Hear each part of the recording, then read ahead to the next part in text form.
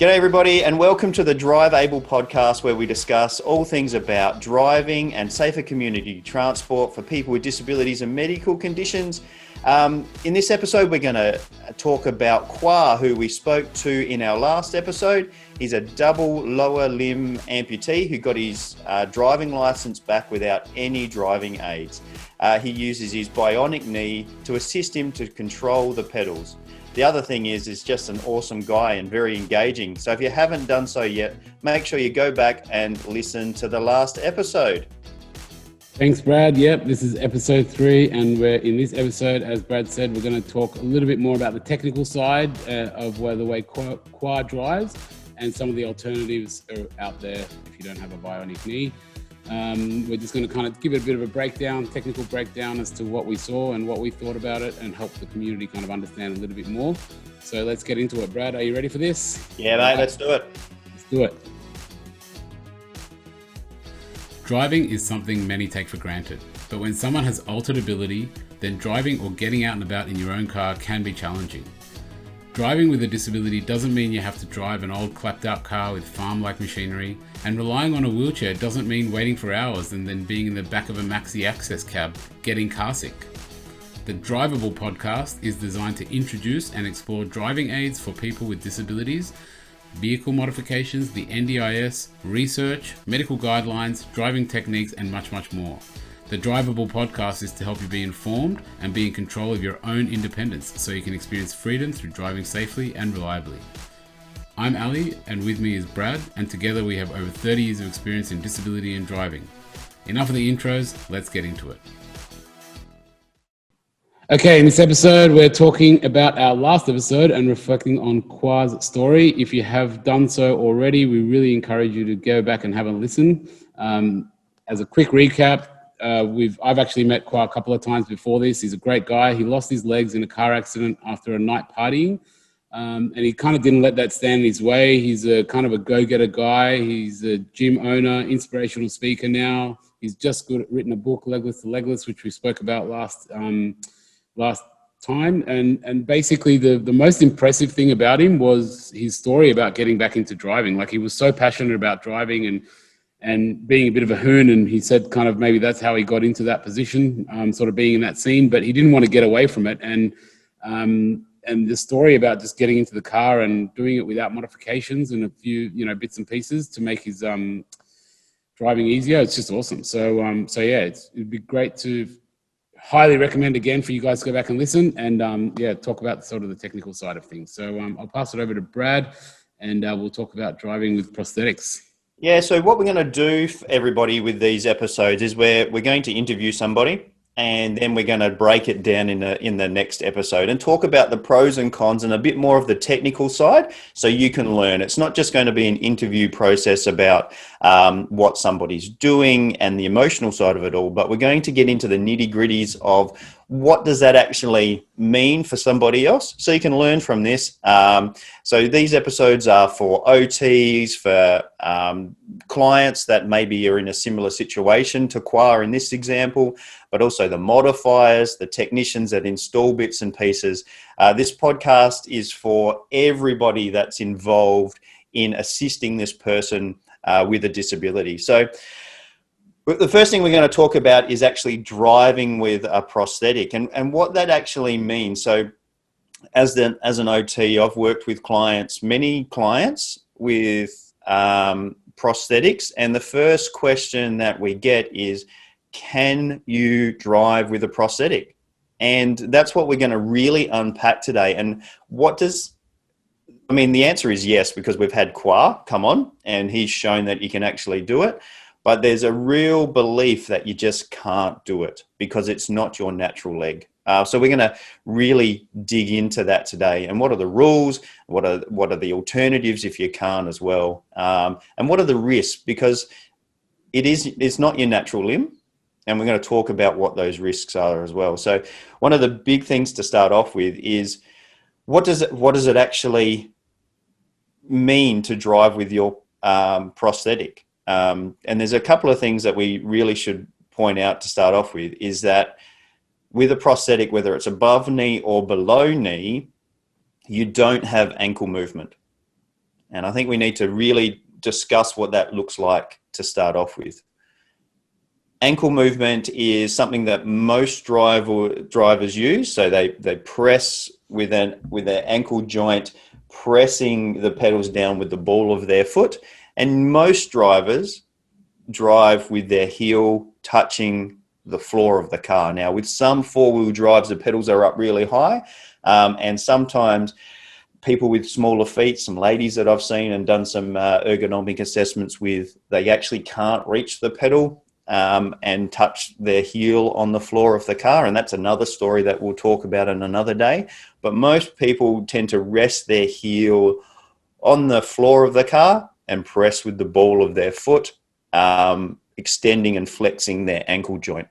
And then either they lift their foot off the pedal, move it over to the brake and do the same action again, or a bit like a windscreen wiper, they rotate their heel on the ground and they rotate from pedal to pedal. That's a standard driving procedure for somebody that's actually got a functional right leg. I'll just touch on it really quickly. We shouldn't be driving with our left foot on the brake. That is, we can discuss that in another episode. We really shouldn't be doing that unless we're being assessed. It shouldn't be a standard practice. That's especially in South Australia. I don't know if you know the rules in New South Wales, Ellie. Yeah, it's the same. I don't quote me on it. I actually think it's technically not legal to drive that way. And yeah, I was just thinking, I got into a car with someone who was driving like that, and it actually kind of freaked me out. It was really weird. And what they were telling me was they were a race car driver, and that's actually apparently how you're trained as a race car driver. Yeah, absolutely. So, go-karting through to driving on racetracks, absolutely. You learn to do that. But on a racetrack, there's runoffs, there's sand pits, there's big grassed areas and things like that. And you don't get told off if you're driving with your brake lights on. I live in the hills here, and you've got people driving up the hills with their brake lights on, accelerating away from you with their brake lights on. So it causes confusion, it causes issues on the road, and it really shouldn't be done unless you actually need to do it, and then you actually can, but you need to prove that actually in a driving test situation. Yeah. So if we've got somebody with an amputation, and whether it's below knee or above knee, then you take away that ankle movement. And that's the first thing we need to talk about, is that ankle movement is taken away. The next thing that we need to talk about with Khoa is that he's got an above knee amputation on the right-hand side. So he's got the osseointegration through his thigh, and his knee joint is bionic. It's the electronic knee joint. So it's got sensors in the heel, it's got sensors in the knee joint. And what happens is when he puts pressure down on the heel, the knee activates and it actually goes through a walking motion. For driving with his prosthetic, it has to be locked. So he spoke about that. Do you remember what he said there, Ali? Yeah, that's what I was just about to say. He's got I've actually seen him use it as well at our conference. He's got you just click it. It's awesome. He clicks it on his phone and just puts it on driving mode, and then it just programs the thing to respond in the way that's required for driving. Yeah, so he's got a couple of settings, he said last week, didn't he? He said that he's got a 52 or 46. I can't remember what the actual numbers was, but that's the degree of angle that he can set in his knee, depending on what type of car he's in, whether he's in his little A3 and sits really low, or whether he gets into a four-wheel drive or the van that's kind of behind you. He can set his knee to be the right angle for the pedal. Yeah. But he can't use that knee joint. Yeah. So, and that's actually one thing which I thought I'd quickly interject on, which we sort of briefly spoke about before we started, is a lot of people have differing views about this stuff, and particularly within, like, we face it as well, and I'm sure you do as well, in the therapist industry as well, and the health industry. Things such as like, oh, well, you can't feel it, or you don't have full movement, or this doesn't replace the full sort of function of a human being.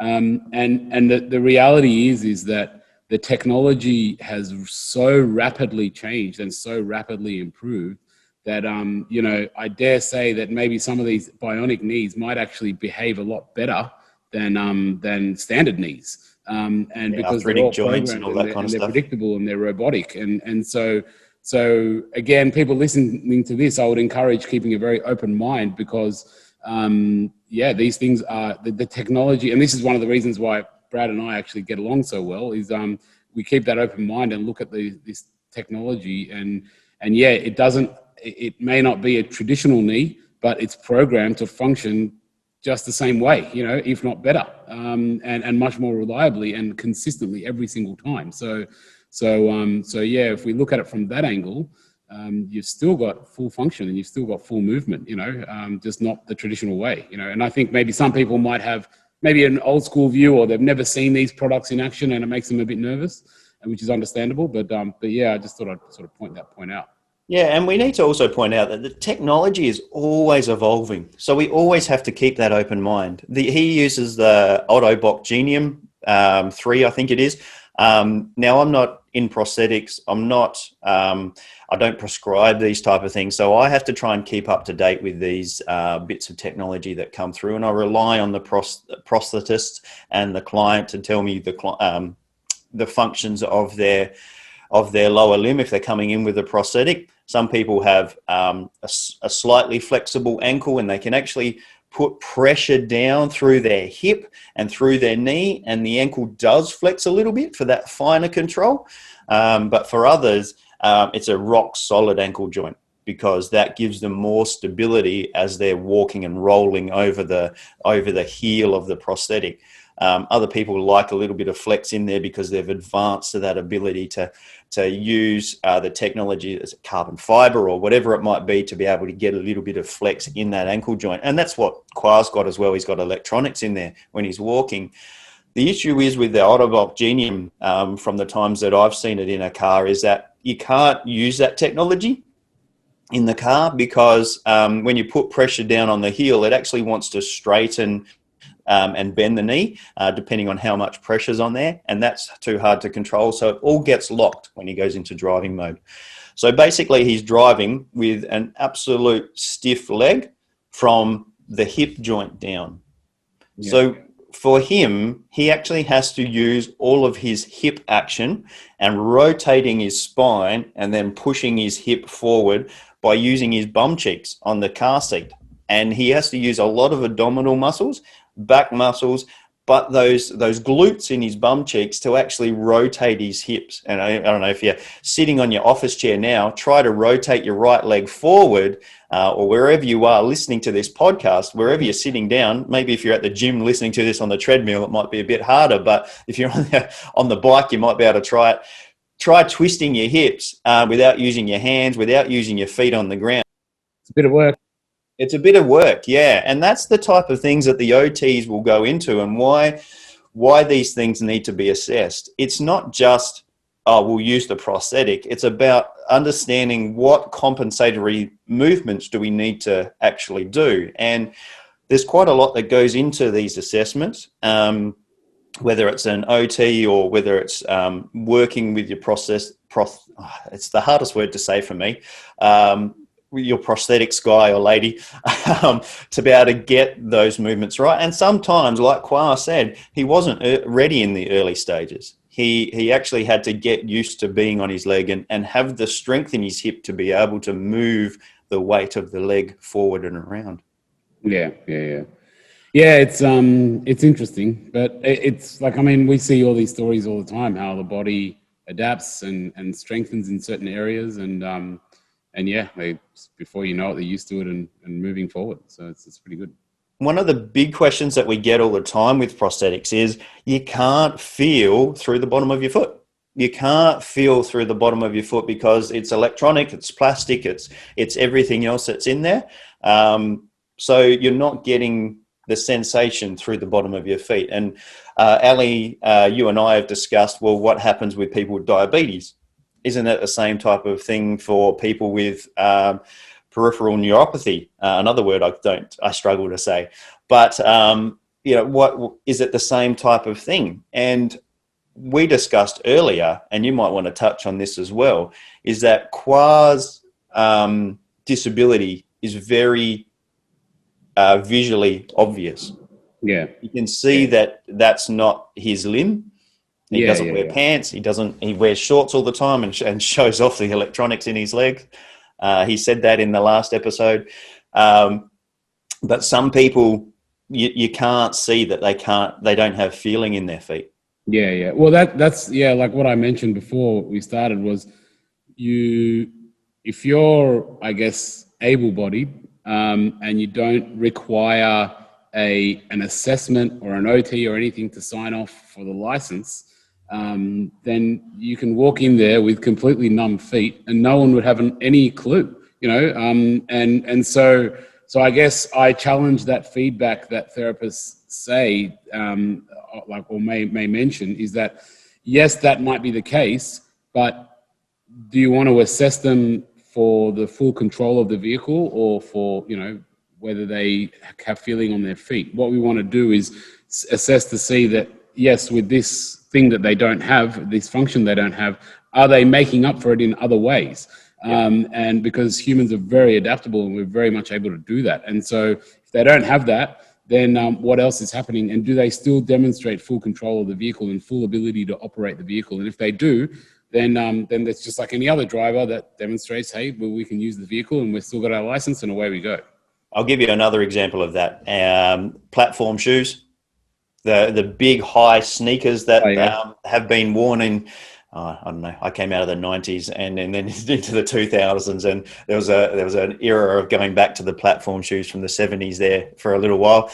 But even these rocking, rolling sneakers to help build up calf muscles and all those type of things, you can still drive in those shoes. And that increases the depth of your feeling. The feeling through the bottom of your foot might still be there, but you're adding this big, thick layer to the bottom of your foot. And people don't really question that, whether it's safe to drive with those type of things. And I actually am of the same opinion that it probably doesn't affect the way that you can drive if you get used to it over time, because you've got these compensatory methods in your body to be able to compensate for that. So it's not just the sensation in your foot. And Khoa and other drivers that use their prosthetics, they prove this all the time. They've got sensations in the end of their stump. They've got sensations in their other joints, like their hips. If you did that trial just then of trying to pivot your hips to be able to press your right leg forward, you can feel your bottom against the chair. Yeah. You can feel that friction in the bottom of your pants or whatever that you're sitting on, against the bottom of your thigh. You can feel it against the back of your chair. And all of those sensations are your compensatory sensations to be able to help you do that. He's also got the ability to hold the steering wheel and actually use his shoulders to be able to press the brake forward and get more pressure down through pedals. So it's not just the thing that comes to mind. That first thing that comes to mind, he's got no sensation in the bottom of his foot. How's he going to be able to drive? Well, the body, like we've said, is amazing. The brain is fantastic. It learns to compensate in different ways. And we've got to explore those if we're doing our job properly as either OTs, vehicle assessors, modifiers, all of those type of things. We all need to be aware that the brain is amazing, the body is amazing, and it can compensate in different ways. Yeah, and actually, I guess, which might be a little bit of a segue onto the next section. One of the things I would suggest, which I know you're really good at, is you need to be also coupling it with driving instruction and lessons. And one of the things which I know in New South Wales is fairly weak, is the rules around that. So like if I'm Khoa, for example, and I have to get a special condition on my license, it's pretty relaxed and loose, and there's a bit of kind of fear around political correctness and things like that. So he can just pretty much go there with a couple of doctor's certificates and things like that and a few bits of piece of paper, tick a few boxes, and he'll get his license with a condition on it to say that, he's driving with prosthetics or hand controls or whatever.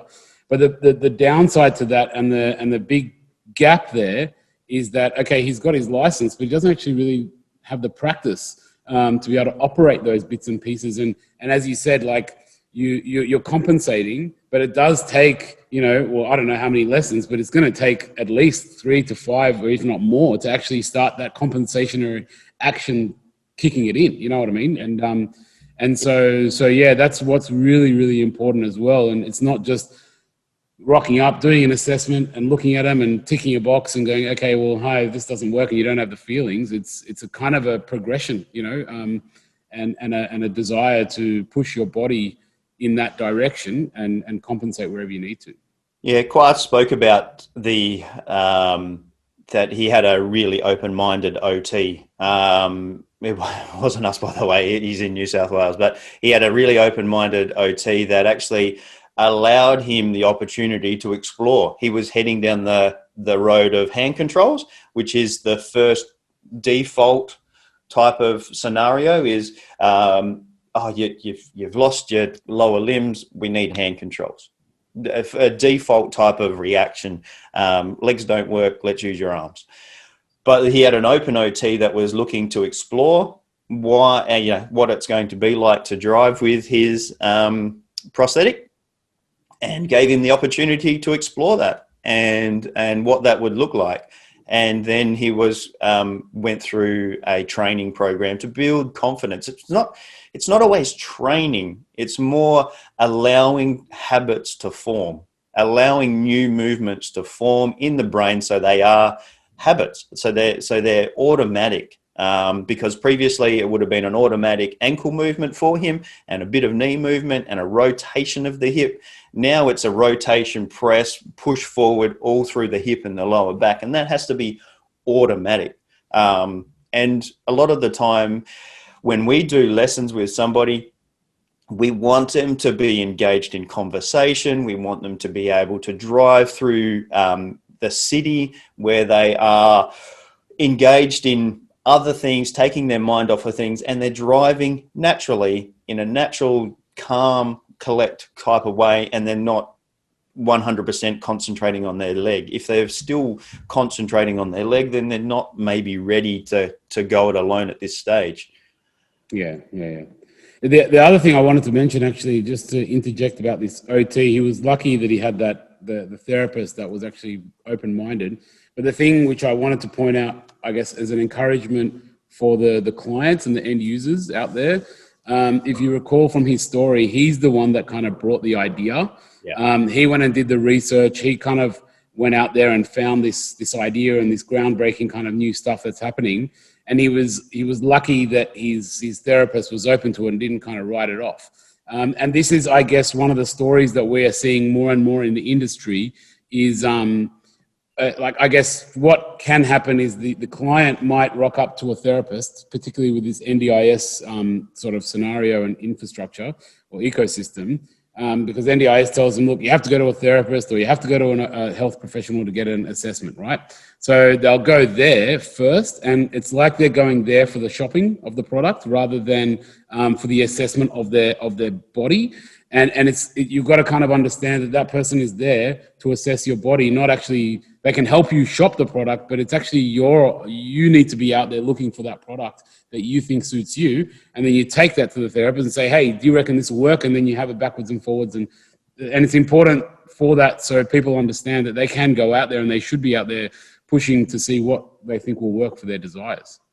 Yeah, and it's not just one trial. I mean, quite often people do one trial and it's the right product for them, and that's fine.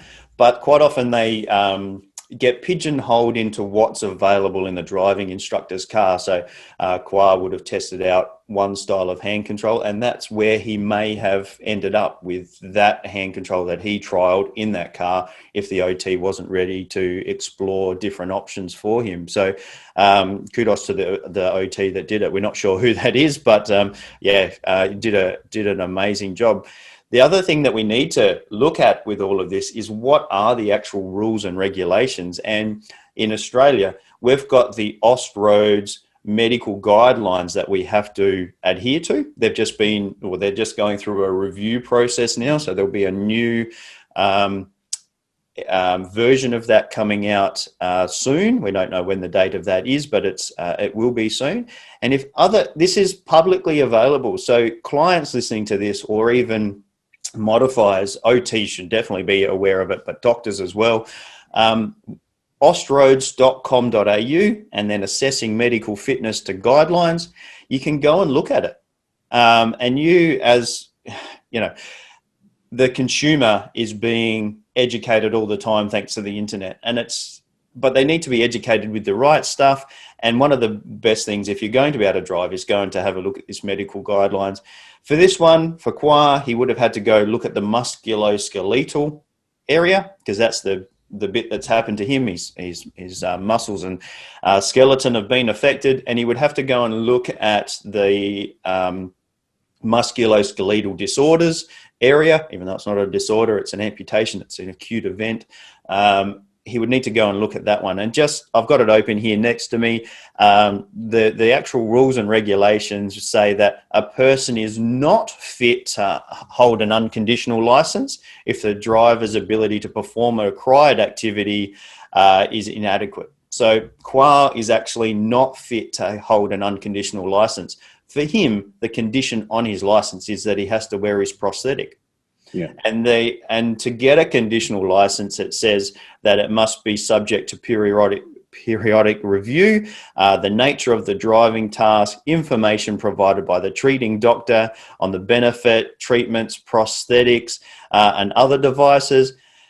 A practical driver assessment is required, and any modifications to the vehicle. So that's the process that had to be taken into account for Khoa to be able to get a conditional license. And the condition for him is that he has to wear his prosthetic. If he's not wearing his prosthetic, he can't drive. So if he's got issues with his leg, so if you use a stump socket type of prosthetic, then you can get things like ingrown hairs, you can get bone spurs, you can get all kinds of things, which Khoa actually talked about with his osteointegration and why he doesn't do that. But if you can't wear your prosthetic, you can't drive. Yeah. Okay. Yeah, So that's the rules and regulations. Yeah, that Austroads guideline is typically then picked up by like the state authorities, and then they kind of adapt it into their rules. So that's kind of like the framework. And in New South Wales, as I mentioned to you before it started, the rules here, I mean, before I start going on about that, it's very, very important that with this sort of assisted driving or adjusted driving or whatever you want to call it is basically you need to make sure you consult your local authorities, road authorities, transport authorities, main roads, whatever department it is, to make sure that you comply with their requirements. Each, as Brad said, there is a Austroads guideline.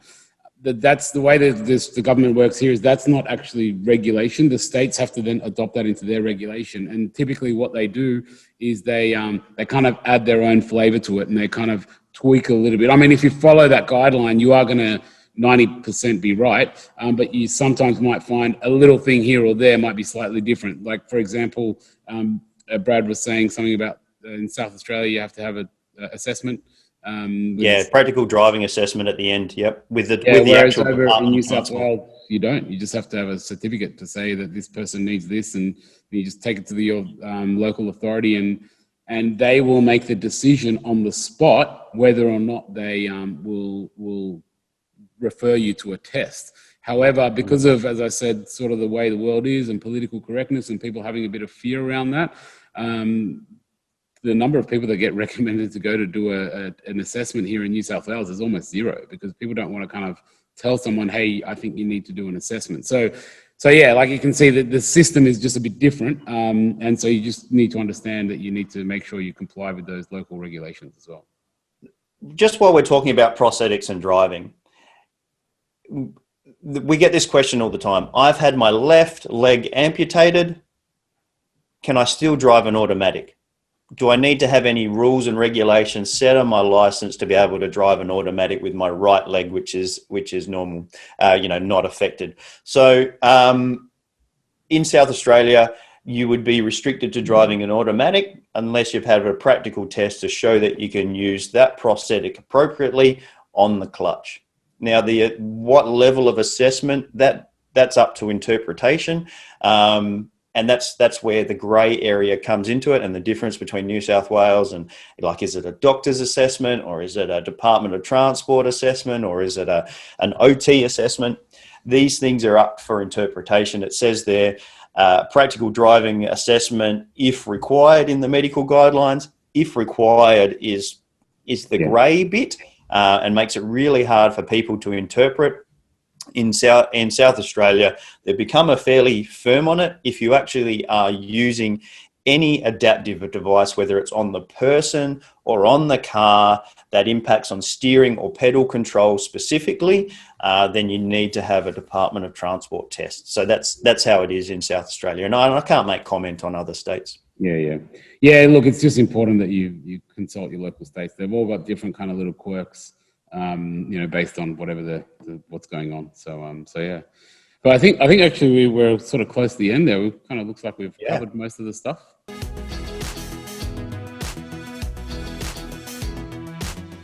All right, that's it for this episode. Thank you very much for joining us and listening in. A huge thank you to Khoa for the last episode. Just a reminder, you can go and buy his book, Legless to Legless. I'd encourage you to do that. He's a great guy. Go and visit his website. You can find the book there. You can find how his contact details there if you'd like to engage him as an inspirational speaker. That website is Khoa, spelled Khoa Nam Tram. So it's spelled KHOANAMTRAN.com. We'll put the link in the show notes for this as well, so you can press the button and go straight there. Yeah. All right. And as we say in every episode, if you have any queries about what you can do, what will work for you, get in contact with your local OT or mobility dealer and set yourself up with a trial.